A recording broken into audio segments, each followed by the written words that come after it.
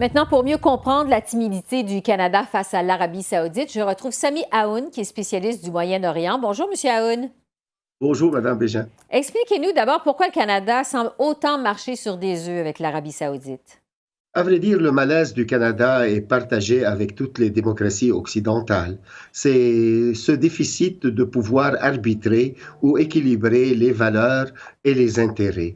Et souvent, quand on traite avec des alliés qui sont encombrants ou qui ne sont pas connus dans leur prestige démocratique ou dans le respect des droits minimums de la personne, alors on a ce malaise. Et surtout aussi, encore dans les démocraties occidentales, on ne sait pas justement est-ce que ce sont des nations pacifiques, pacifistes, qui veulent instaurer sur le plan des relations internationales ce qu'ils ont fait à l'intérieur, c'est-à-dire la paix civile fondée sur des contrats sociaux. Alors voilà, c'est un malaise premier qu'on le voit avec le Canada et surtout que particulièrement avec l'Arabie saoudite, qui est une pourvoyeuse importante du pétrole et aussi une consommatrice inégalée des biens et des services et surtout des armes de ce monde occidentalisé ou occidental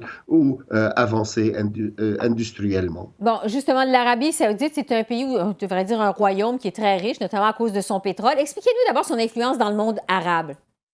Certainement, le royaume saoudien a un bon rayonnement, qu'il soit au niveau symbolique, le royaume abrite les deux lieux saints de l'islam, la Mecque et Médine, et il y a une symbolique qui est fondatrice de sa légitimité. D'autre part, c'est un royaume de l'allégeance sunnite, donc dans le monde musulman sunnite, qui est à peu près 80% du monde musulman, l'Arabie saoudite jouit aussi d'un prestige et fait une diplomatie, soit une diplomatie du chéquier, comme on dit, dans l'appui, aide au développement et ailleurs, ou d'appuyer des factions politiques qui lui prêtent allégeance. Et en ce sens, depuis quelques, disons, 3 décennies à peu près, le royaume saoudien a joué un rôle important, pivotal dans le monde musulman, et durant le printemps arabe a joué et peut-être un rôle de contre-révolution, contre les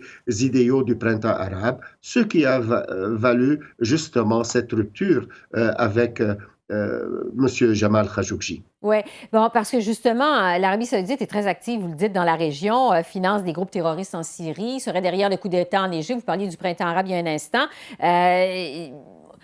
Responsable de la mort de femmes, des enfants au Yémen également. En fait, jusqu'à quel point c'est un pays qui est réformiste? Parce qu'on a beaucoup parlé que l'Arabie saoudite s'est engagée dans des réformes. Est-ce que ce sont vraiment des réformes ou c'est seulement des trucs de surface?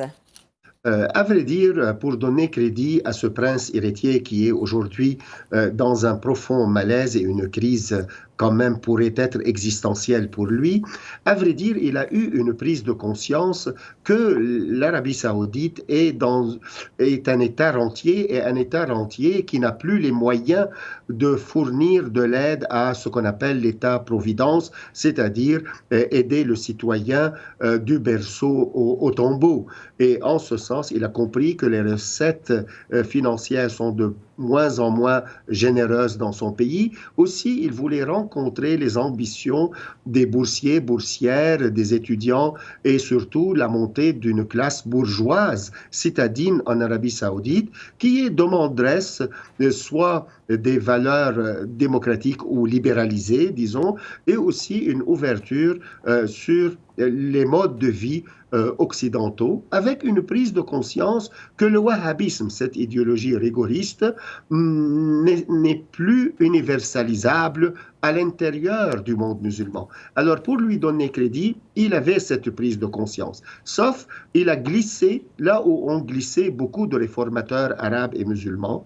Il a pensé, ou il a eu l'illusion de dire que je ne peux pas promouvoir une réforme sans être ce qu'on appelle le despote éclairé. Ouais. Donc, il a saisi que par la réforme, il faut qu'elle soit aussi couplée par une répression et il voulait changer son pays d'une monarchie tribale clanique à un État policier. Maintenant, pour revenir à ce qui nous occupe, c'est-à-dire tout ce qui se passe dans la foulée de la mort du journaliste Jamal Khashoggi, jusqu'à maintenant, il y a seulement que l'Allemagne qui a annoncé des représailles contre l'Arabie saoudite, cessé de vendre des armes au pays.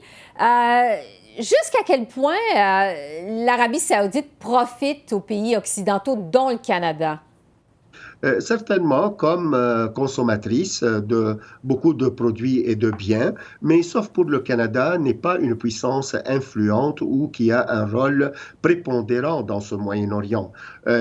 Par contre, pour les Européens, l'Allemagne, comme vous l'avez cité, ça devient un peu plus important et que les Européens en particulier sont plus dépendants soit du pétrole saoudien que par exemple les États-Unis, que peut-être la part saoudienne dans le marché du pétrole aux États-Unis particulièrement, a fait une chute vertigineuse de quelques 12 à 13%, et maintenant elle ne vaut pas plus que 3% à peu près. Donc l'Arabie saoudite n'est plus importante au niveau économique, même si elle est toujours importante au niveau géopolitique et stratégique, parce que, surtout avec l'administration Trump, la pierre angulaire dans son approche anti-iranienne reste l'allié qui est incontournable, l'Arabie saoudite. Oui, le président Trump qui a des intérêts financiers en Arabie saoudite. En terminant, quelle serait la meilleure façon pour le Canada de s'en sortir honorablement dans ça?